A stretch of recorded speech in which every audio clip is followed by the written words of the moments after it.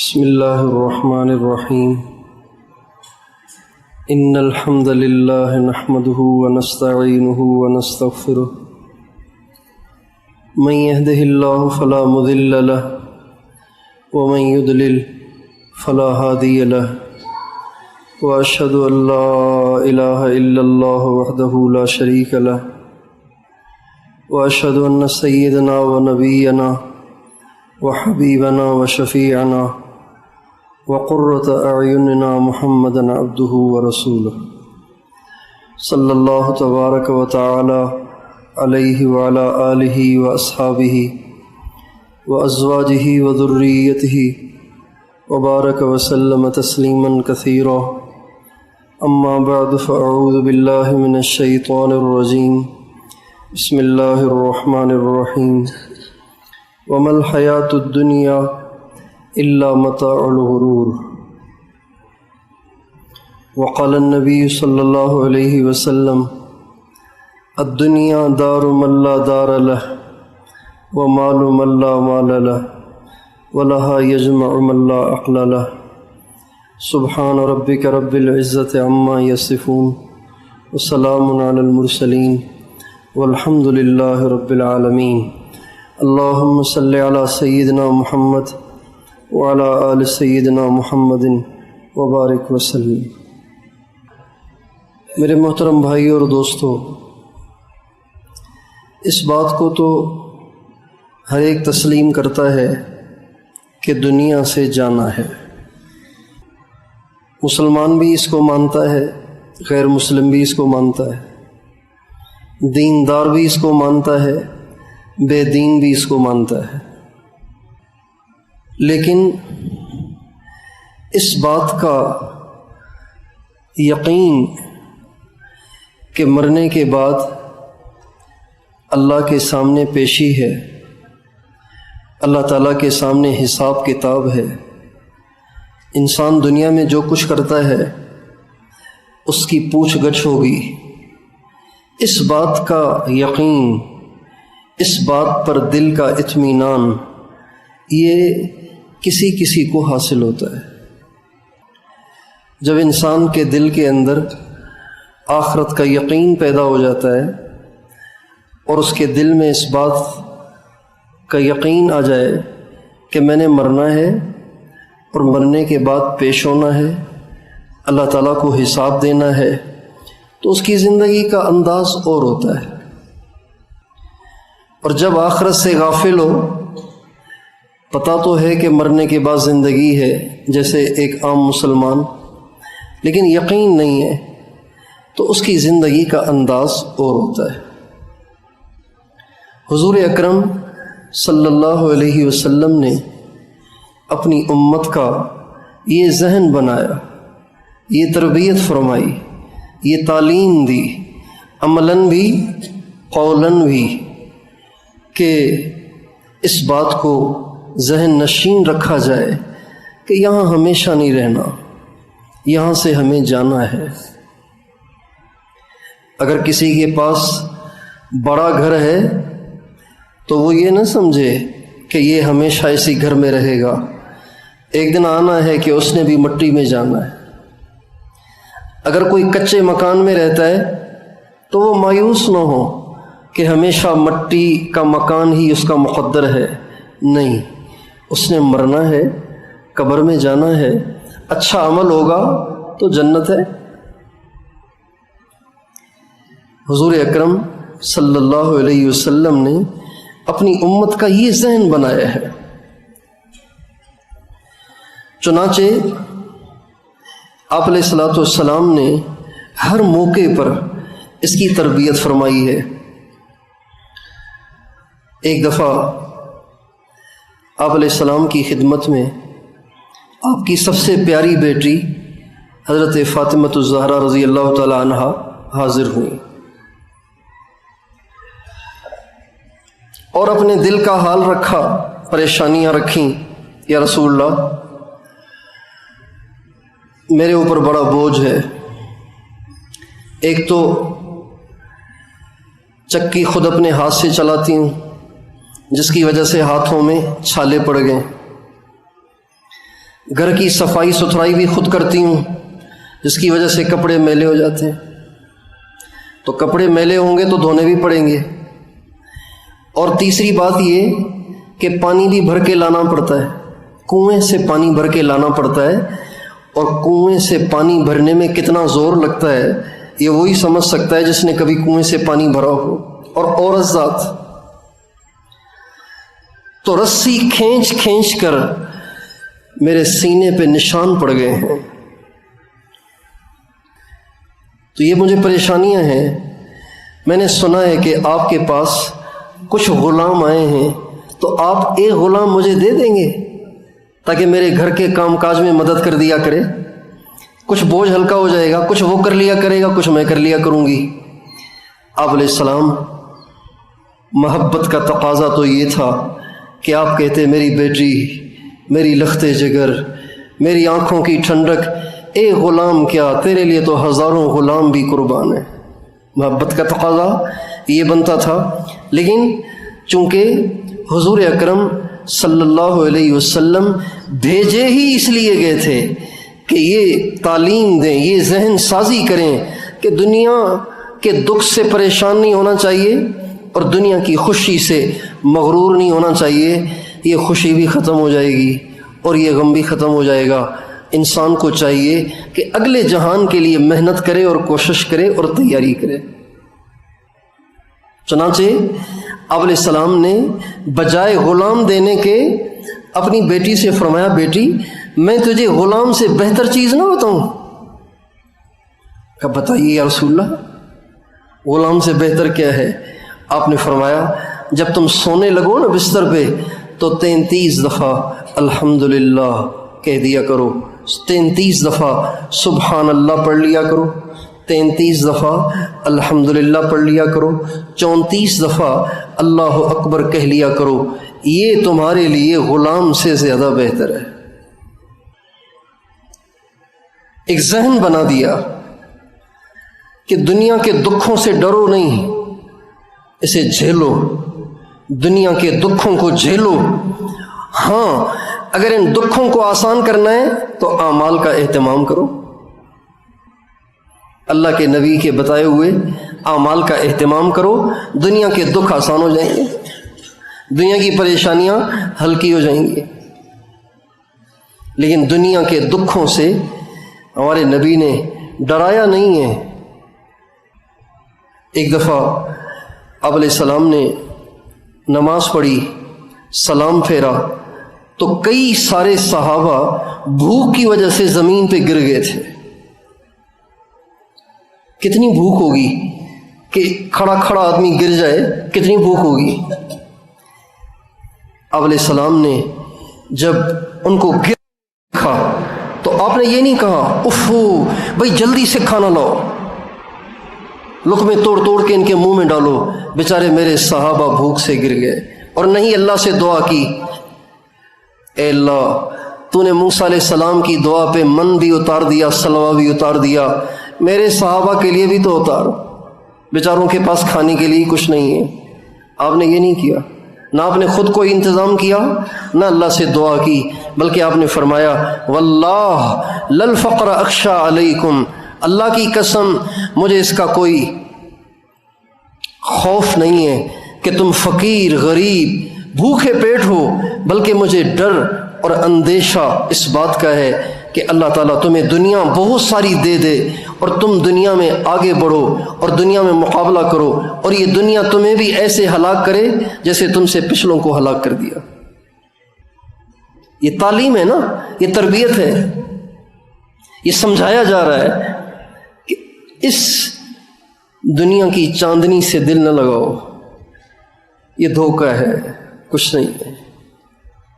ان بنگلوں میں رہنے والے بہت سے لوگ تھے، آج یہ بنگلے بچوں کے پاس ہیں، وہ خود مٹی میں جا کے سو گئے۔ ان عہدوں پہ بڑے لوگ تھے، آج کہاں ہیں؟ ان کرسیوں پہ لوگ تھے، وہ کہاں چلے گئے؟ ان گاڑیوں میں گھومنے والے بڑے لوگ تھے، وہ کہاں چلے گئے؟ سب چلے گئے۔ ملے خاک میں اہل شاں کیسے کیسے، زمین کھا گئی آسماں کیسے کیسے، ہوئے نامور بے نشاں کیسے کیسے. کتنے لوگ تھے جن کو بڑی دنیا جانتی تھی، آج ان کی اولاد کو ہی پتہ نہیں میرے دادا کی قبر کہاں ہے، میرے پردادا کی قبر کہاں ہے. اس لیے میرے دوستو، دنیا کی زندگی اصل نہیں ہے، اصل زندگی آخرت کی ہے. اس کے لیے محنت، اس کے لیے کوشش، یہ ہمارے نبی نے ہمیں سبق دیا ہے. مسلمان کو ہر وقت اس بات کی فکر ہو کہ میری آخرت کیسے بنے. آج تو حال یہ ہے کہ غریب تو غریب، امیر بھی اسی فکر میں لگا ہوا ہے کہ مزید دنیا کیسے بڑھاؤں، اور دنیا کیسے بناؤں، اور دنیا کیسے بناؤں. ہمارے نبی کا ارشاد ہے وَلَوْ أَنَّ لِابْنَ آدَمَ وَادِيًا مِّن ذَهَبٍ لَأَحَبَّ أَن يَكُونَ لَهُ وَادِيَانِ. اگر آدم کے بیٹے کو سونے کی ایک پوری وادی دے دی جائے نا، تو آدم کا بیٹا یہ نہیں کہے گا اللہ میاں بس بہت ہو گیا، بلکہ کہے گا لَأَحَبَّ أَن يَكُونَ لَهُ وَادِيَانِ، اللہ میاں ایک اور دے دے. وَلَن يَمْلَأَ فَاهُ إِلَّا التُّرَابُ، اس کا پیٹ مٹی کے، قبر کی مٹی سے پہلے نہیں بھرے گا. قبر کی مٹی سے پہلے یہ دنیا کی طلب میں لگا ہی رہے گا. یہ انسان کا مزاج ہے. تو ہمارے نبی نے ہماری یہ تربیت فرمائی ہے، ہمارے نبی نے ہمارا یہ ذہن بنایا ہے کہ ہم دنیا کو مقصود نہ بنائیں، ضرورت کے درجے میں استعمال کریں. ہمیں ہر آن اور گھڑی اس بات کی فکر ہو کہ میری آخرت کیسے بنے. ایک دفعہ ہمارے نبی کے پاس کچھ صحابہ آئے، غریب صحابہ، کہنے لگے یا رسول اللہ، اللہ تعالیٰ نے مالداروں کو مال دیا ہے، وہ خرچ کرتے ہیں، اللہ کے راستے میں خرچ کرتے ہیں، غریبوں پہ خرچ کرتے ہیں، اپنی جنت بناتے ہیں. ہمارے پاس تو مال ہی نہیں ہے، تو اب ہم کیا کریں؟ تو ہم تو پیچھے رہ جائیں گے. اب اندازہ لگائیں صحابہ کی سوچ کیا ہے، ہماری سوچ کیا ہے، ہمارے آج کے مسلمان کی سوچ کیا ہے، اور صحابہ کی سوچ کیا تھی. غریب یہ نہیں کہہ رہا یا رسول اللہ یہ ان کے پاس اتنے پیسے ہیں، اب ہمارے لیے بھی تو دعا کریں نا، ہمارا بھی تو کاروبار کچھ چل پڑے، کچھ ہم بھی مزے کریں. یہ نہیں کہہ رہے، کہنے لگے یا رسول اللہ ان کو دنیا اللہ نے دی ہے، وہ اللہ کے راستے میں خرچ کر رہے ہیں تو بڑی نیکیاں کما رہے ہیں، جنت بنا رہے ہیں، ہمارے پاس تو ہے نہیں، تو پھر ہم تو جنت میں پیچھے رہ جائیں گے، اس کا کوئی حل بتا دیجئے نا ہمیں. آپ علیہ السلام نے فرمایا تم کہو سبحان اللہ، الحمد للہ، لا الہ الا اللہ، اللہ اکبر. فرمایا یہ تم کہو تم ان سے بھی آگے نکل جاؤ گے. آج یہ سوچ بدل گئی ہے، اور اس کا نتیجہ یہ ہے کہ دنیا کے لیے قربانیاں ہو رہی ہیں، اور دین کے لیے مسلمان کے اندر اتنی بھی ہمت نہیں رہی کہ فجر کے وقت اٹھ کے مسجد میں آ کر نماز پڑھے. ایمان اتنا کمزور ہو گیا، ایمان اتنا ڈاؤن ہو گیا کہ اب صبح کو اٹھ کے مسجد میں آنا مسلمان کے لیے مشکل ہو گیا ہے. اور جب یہ تربیت تھی، جب یہ سوچ تھی، جب آخرت کا رجحان تھا، آخرت کا شوق تھا، تو اللہ تعالیٰ فرماتے ہیں تراہم رکعن سجدا. اے میرے نبی آپ صحابہ کو دیکھیں، کوئی رکوع میں ہے، کوئی سجدے میں. والذین یبیتون لربہم سجدا وقیاما تتجافی جنوبہم عن المضاجع یدعون ربہم خوفا وطمعا ومما رزقناہم ينفقون فلا تعلم نفس ما اخفی لهم من قرۃ اعین جزاء بما كانوا يعملون. اللہ تعالیٰ فرماتے ہیں یہ کتنے عظیم لوگ ہیں جن کی راتیں سونے میں نہیں، ان کی راتیں سجدے اور قیام میں گزرتی ہیں. ان کے پہلو ان کے بستروں سے الگ رہتے ہیں، اور یہ اپنے رب کو پکارتے رہتے ہیں، کبھی جنت کو طلب کرتے ہیں، کبھی جہنم کی پناہ مانگتے ہیں. اللہ تعالیٰ فرماتے ہیں ایسے لوگوں کی آنکھوں کی ٹھنڈک کے لیے تمہارے رب نے وہ نعمتیں تیار کی ہیں جس کو کوئی سوچ بھی نہیں سکتا. زندگی آخرت کی ہے، یہ نہیں ہے، دنیا تو 4 دن کی چاندنی ہے، گزر جائے گی۔ اور آخرت کی تیاری کیا ہے؟ جیسے دنیا کو بنانے کے لیے لوگ کیا کرتے ہیں، اپنے بچوں کو کسی بڑے اسکول میں ڈالتے ہیں اور زور لگاتے ہیں اچھے نمبروں میں پاس ہو، پوزیشن ہولڈر ہو، پھر اس کو کسی بڑے کالج میں ڈالتے ہیں، کسی بڑی یونیورسٹی میں ڈالتے ہیں تاکہ بڑا افسر بنے۔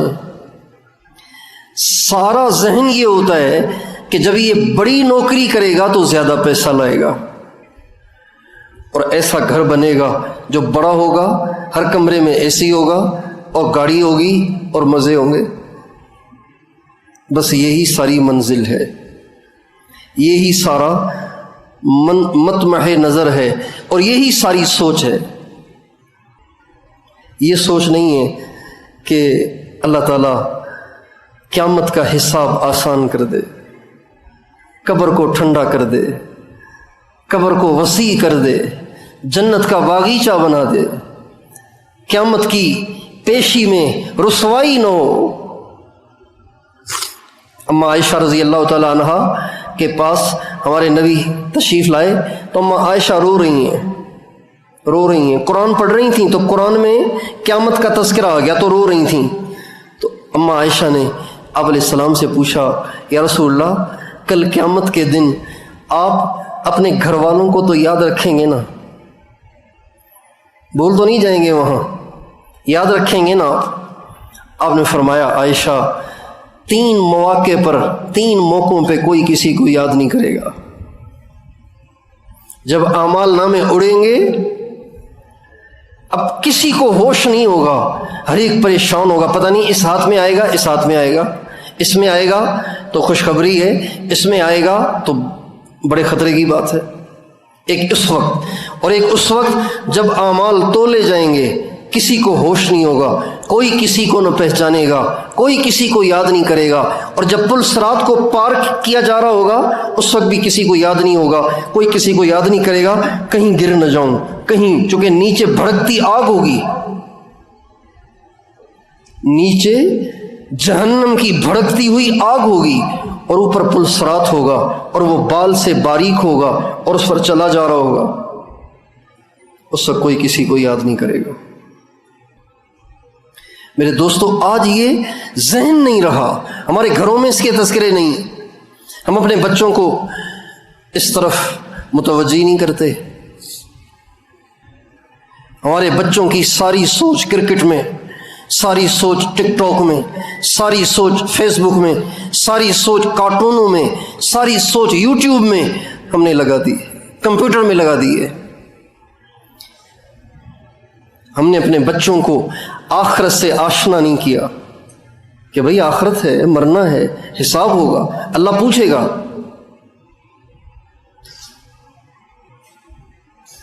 اس کی ضرورت ہے کہ ہم اپنے گھروں میں اپنی ذات سے ہم آخرت کا ذہن بنائیں۔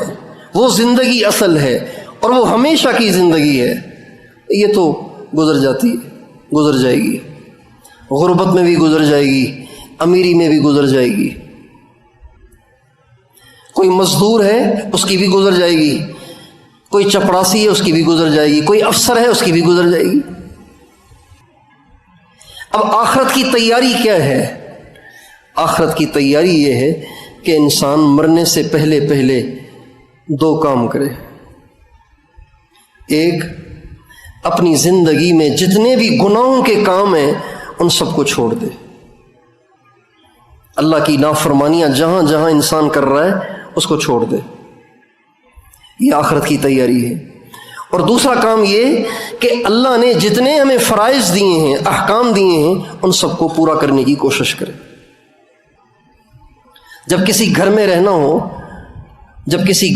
ہو جو پرانا پڑا ہوا ہو تو کیا کرتے ہیں؟ سب سے پہلے آ کے صفائی کرتے ہیں، کچرا اٹھاتے ہیں، جھاڑ جھنکار صاف کرتے ہیں، جالے صاف کرتے ہیں، پھر اس کے بعد اس پہ رنگ روغن کرتے ہیں، فرش ٹوٹا ہوا ہے ماربل لگاتے ہیں، ٹائل لگاتے ہیں، سیمنٹ کا فرش بناتے ہیں۔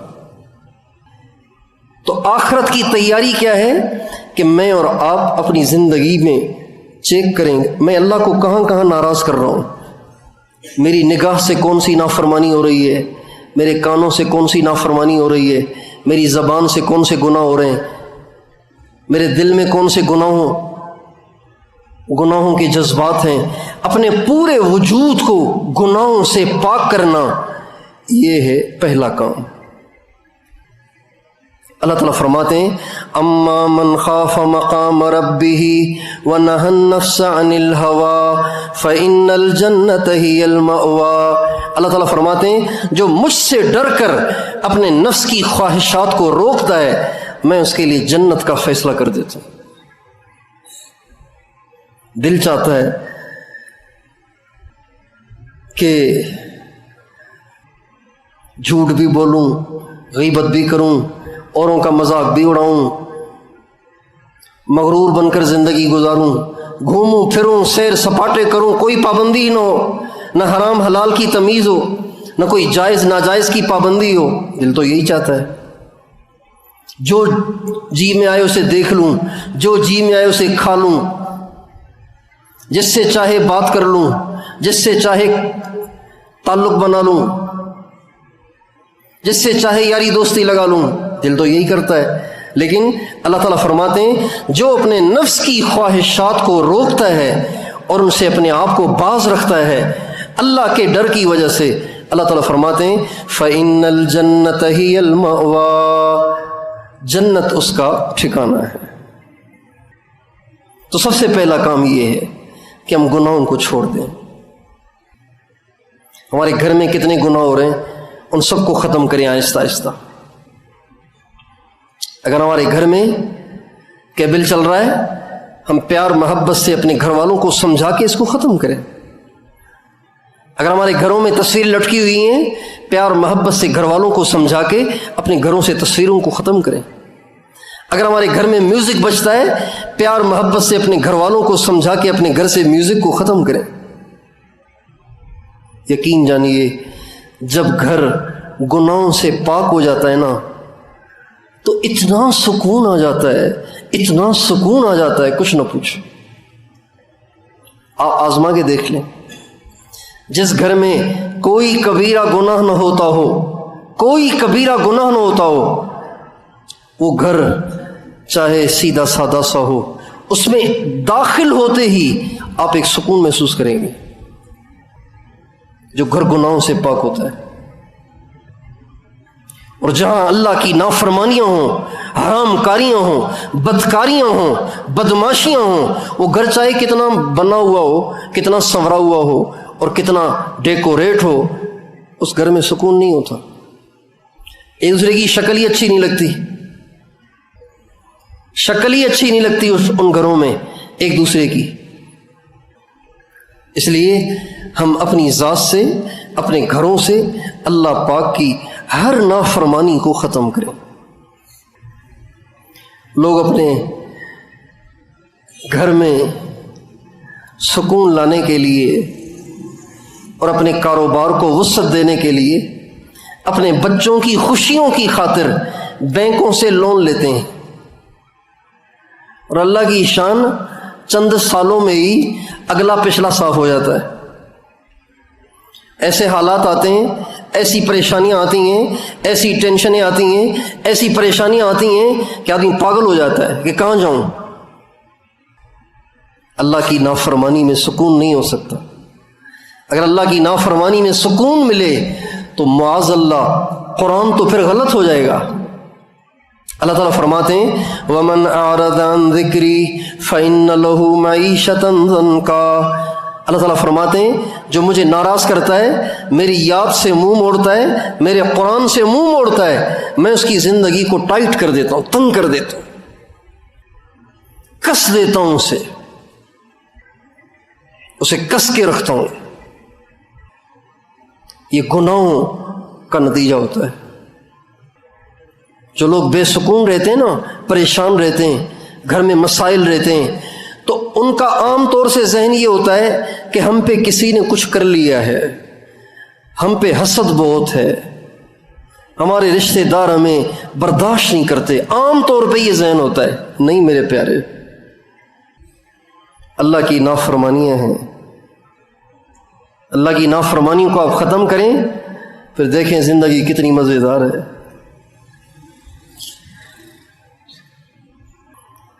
اللہ پاک کی نافرمانی کر کر انسان سکھ کی زندگی کیسے گزار سکتا ہے؟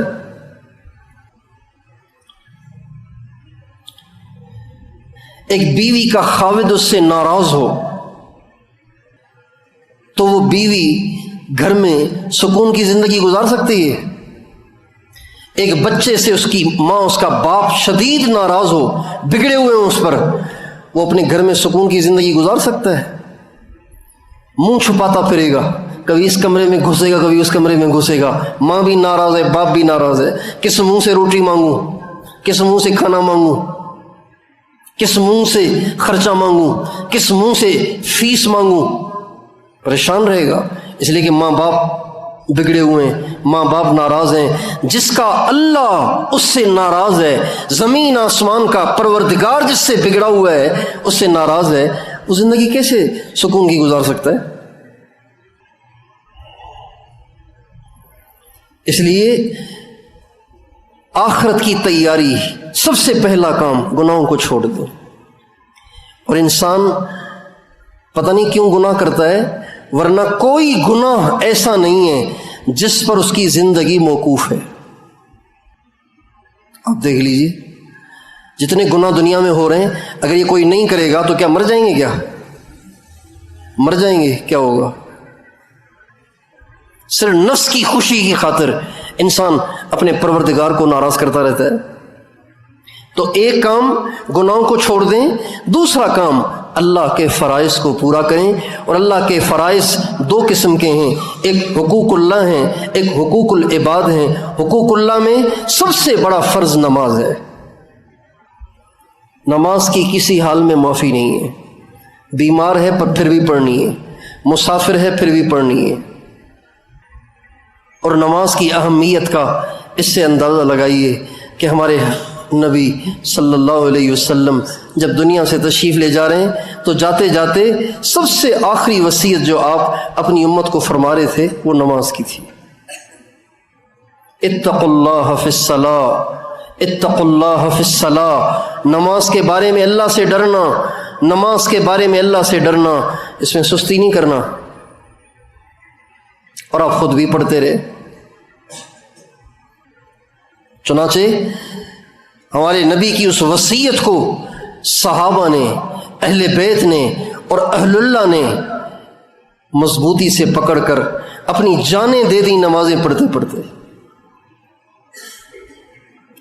حضرت عمر شہید ہوئے نماز میں،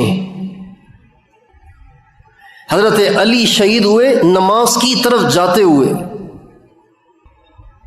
نماز کی طرف جا رہے ہیں، فجر کی نماز پڑھانے جا رہے ہیں اور راستے میں کہتے جا رہے ہیں الصلاۃ الصلاۃ الصلاۃ الصلاۃ. لوگوں نماز نماز نماز، آؤ نماز کی طرف، آؤ نماز کی طرف، یہ کہتے کہتے جا رہے تھے. جو ہی مسجد کے دروازے پہ پہنچے تو عبد الرحمن بن ملجم نے زور سے، اس نے زہر پلایا ہوا تھا تلوار کو، زور سے سر مبارک پہ جو تلوار ماری تو وہ تلوار بھیجے تک چلی گئی اور حضرت علی گرے وہاں.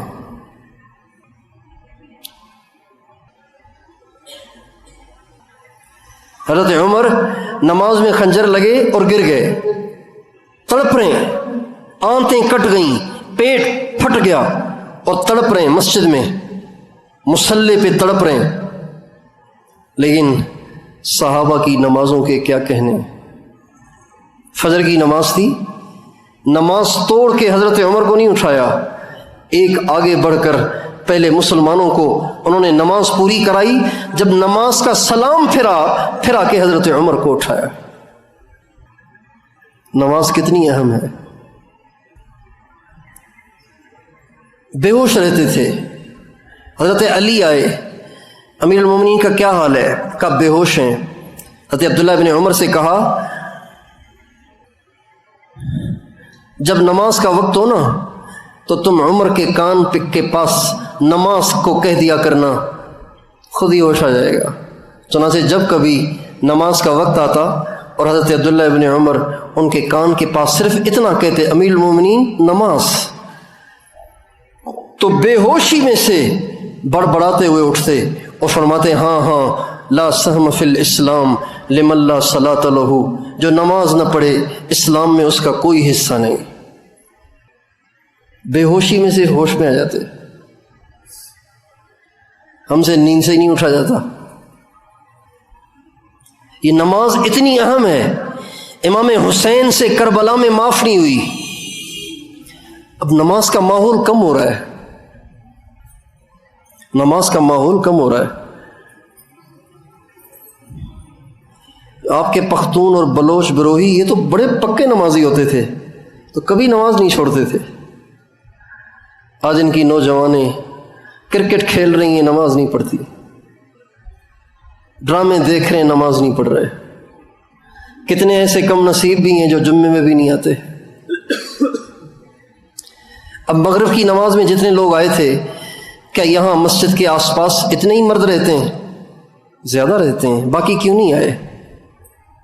کیا ان کے کانوں میں اذان کی آواز نہیں گئی؟ نماز کا ماحول کم ہو رہا ہے۔ اور نماز وہ عمل ہے جو بیماری اور سفر کسی حال میں معاف نہیں ہے، اور قیامت کے دن سب سے پہلے نماز کی پوچھ ہوگی۔ اس لیے ہم اپنے بچوں کی انگلیاں پکڑ کر ان کو نماز پہ لائیں اور ان کو نماز پڑھوائیں، سب کو نمازی بنائیں۔ اور گھر میں جو مسئلہ آئے، جو پریشانی آئے، اپنی ذات کو جو پریشانی پیش آئے، اپنی ذات کو جو مسئلہ پیش آئے، وضو کریں، نماز پڑھیں، دعا کریں۔ یہ ہمارے نبی کی سنت ہے۔ پریشانی کے موقع پر ہمارے نبی کی سنت یہ ہے کہ کر وضو، پڑھ نماز، مانگ دعا۔ اپنے گھروں میں اس کی فضا بنائیں۔ اللہ تعالیٰ نے کسی کو مال دیا ہے، ضرور زکوٰۃ نکالے۔ 40واں حصہ ہی تو ہے، صرف 40واں حصہ، یعنی 1,00,000 میں سے صرف 2,500، 97,500 اللہ نے آپ کو کہہ دیا کہ یہ آپ جائز طریقے سے استعمال کریں۔ 2,500 دے دو میرے نام پر، اور وہ بھی اللہ کو نہ دو، اپنے غریبوں کو دو۔ اور حدیث میں آتا ہے جہاں کہیں کسی کو مالی نقصان ہوتا ہے تو وہ زکوٰۃ میں کوتاہی کی وجہ سے ہوتا ہے۔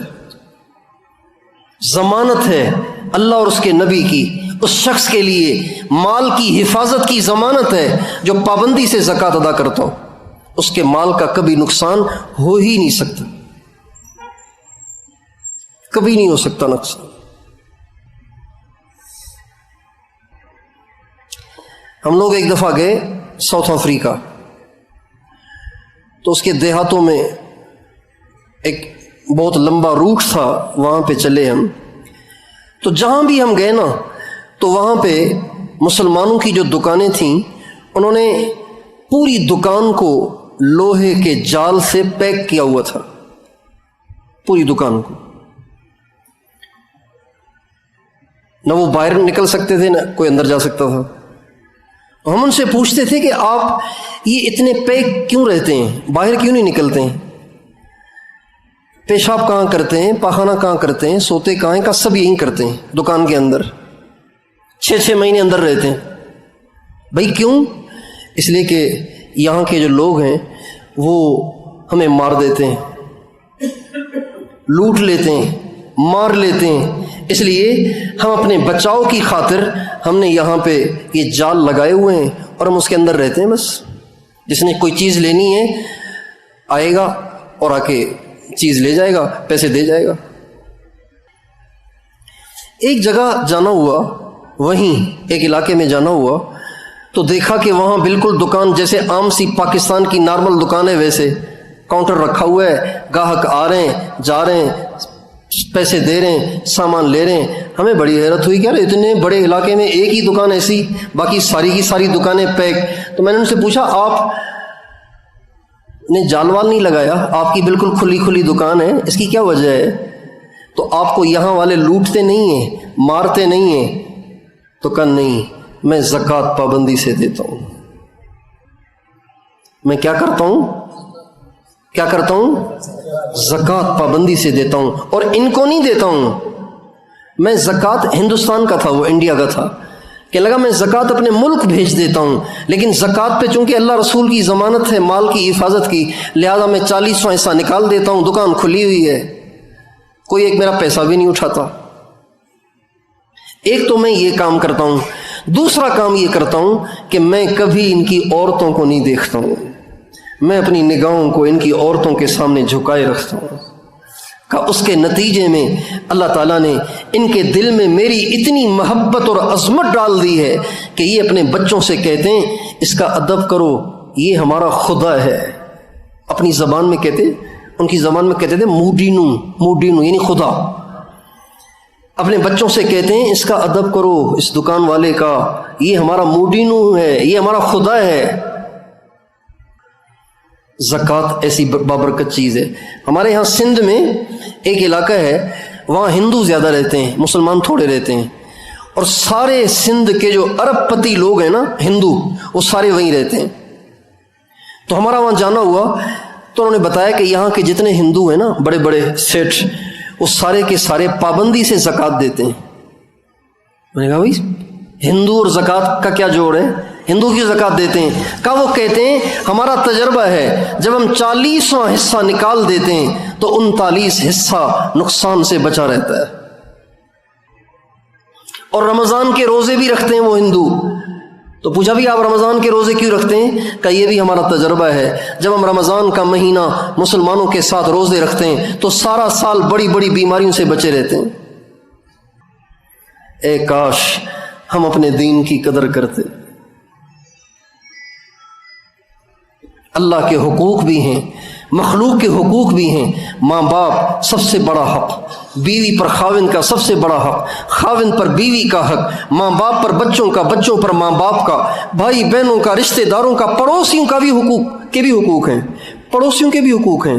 آپ کے گھر کے ساتھ جس کا گھر ہے ملا ہوا ہے 40 گھر، حدیث میں آتا ہے 40 دارن جارن، 40 گھر یہ آپ کا پڑوس ہے، ان کے ساتھ آپ نے اچھا سلوک کرنا ہے، ان کو آپ نے راحت دینی ہے، ان میں سے کسی کا دل نہیں دکھانا۔ آپ علیہ السلام فرماتے ہیں جبریل علیہ السلام مسلسل مجھے اس بات کی وصیت کرتے رہے، یا رسول اللہ پڑوسیوں کا خیال کیجیے گا، پڑوسیوں کا خیال کیجیے گا، پڑوسیوں کا خیال کیجیے گا۔ آپ علیہ السلام فرماتے ہیں اتنی دفعہ حضرت جبریل نے کہا کہ مجھے یہ اندیشہ ہوا کہیں کبھی جبریل یوں نہ آ کر کہہ دیں کہ یا رسول اللہ جبریل کا کہ پڑوسی کا اپنے مرنے والے پڑوسی کے مال میں سے حصہ بھی بنے گا، لیکن حضرت جبریل نے یہ بات کہی نہیں۔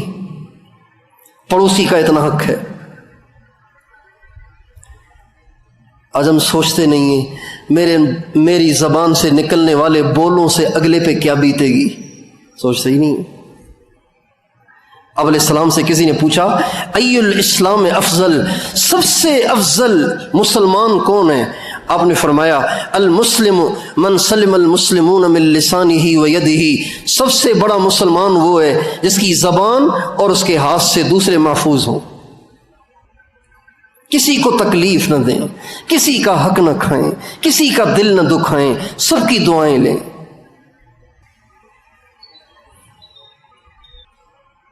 صرف بزرگوں کی اللہ نہیں سنتا، اللہ سب کی سنتا ہے، اور ماں باپ کی خاص طور سے سنتا ہے اپنے بچوں کے لیے، اور مظلوم، غریب، گرے پڑے ان کی اللہ خصوصاً سنتا ہے۔ مظلوم تو اگر کافر بھی ہو نا، مظلوم اگر کافر بھی ہو اور وہ دعا کرے تو اللہ تعالیٰ فرماتے ہیں میری عزت کی قسم تیری ضرور مدد کروں گا، دیر ہو سکتی ہے لیکن مدد ضرور کروں گا تیری۔ سب کی دعا لینا، سب کے ساتھ اچھا سلوک، بڑوں کا ادب۔ آج تو نوجوانوں کو کسی نے سکھایا ہی نہیں، اسکولوں کالجوں میں تو سکھایا ہی نہیں جاتا، گھروں میں بھی نہیں سکھایا جاتا۔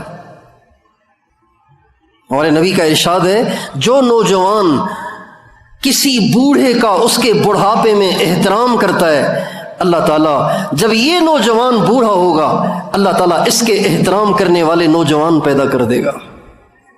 اللہ اکبر، کتنی بڑی بات ہے۔ وہ آج کے نوجوان کا کیا حشر ہوگا پتہ نہیں بڑھاپے میں، جو بڑوں سے یوں ملتے ہیں، حال بھی نہیں پوچھتے، سلام بھی نہیں کرتے، ہاتھ بھی ملاتے ہیں تو ایک ہاتھ سے ملاتے ہیں، دیکھ ادھر رہے ہوتے ہیں اور مل ادھر رہے ہوتے ہیں، پتہ نہیں ان کے بڑھاپے میں ان کا کیا اثر ہوگا۔ اس لیے میرے دوستو، اللہ کے حقوق، بندوں کے حقوق، یہ آخرت کی تیاری ہے، یہ اصل وہ متاع ہے، یہ وہ اصل سرمایہ ہے جو مجھے آپ کو کام آئے گا، باقی سب یہیں رہ جائے گا۔ یہ کپڑے بھی اتار دیے جائیں گے، یہ گھڑی بھی اتار دی جائے گی، یہ چشمہ بھی اتار دیا جائے گا، یہ جیبیں بھی خالی ہو جائیں گی، قبر میں صرف سفید کپڑا جائے گا، وہ بھی پتہ نہیں نصیب ہوگا کہ نہیں ہوگا۔ تو آپ اور میں نیت کریں انشاءاللہ اب ہم ایسی زندگی گزاریں گے جس سے ہماری آخرت سنورے، خود بھی کریں اوروں کو بھی سمجھائیں، خود بھی کریں اوروں کو بھی اس کی دعوت دیں، کوشش کریں گے انشاءاللہ جو اب تک ہم سے زندگی میں گناہ ہوئے ان سے توبہ کر لیں اور آئندہ نیک بن کر ایک مسلم بن کر زندگی گزارنے کی کوشش کریں، اور اپنے بچوں کا یہ ذہن بنائیں کہ مسلم ہیں، ہم کاکڑ نہیں ہیں، اچکزئی نہیں ہیں، ترین نہیں ہیں، اور کون ہے یہاں پہ ہیں اور زئی ہیں نور زئی، ہم تو مسلم ہیں بھائی، بات ہے سیدھی، ہم کیا ہیں؟ ہم تو اپنے نبی کے، ہم تو مدینے والے کے امتی ہیں، ہمیں یہ نسبت کافی ہے،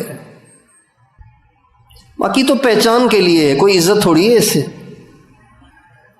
یا ایھا الناس انا خلقناکم من ذکر وانثی وجعلناکم شعوبا وقبائل لتعارفوا ان اکرمکم عند اللہ اتقاکم۔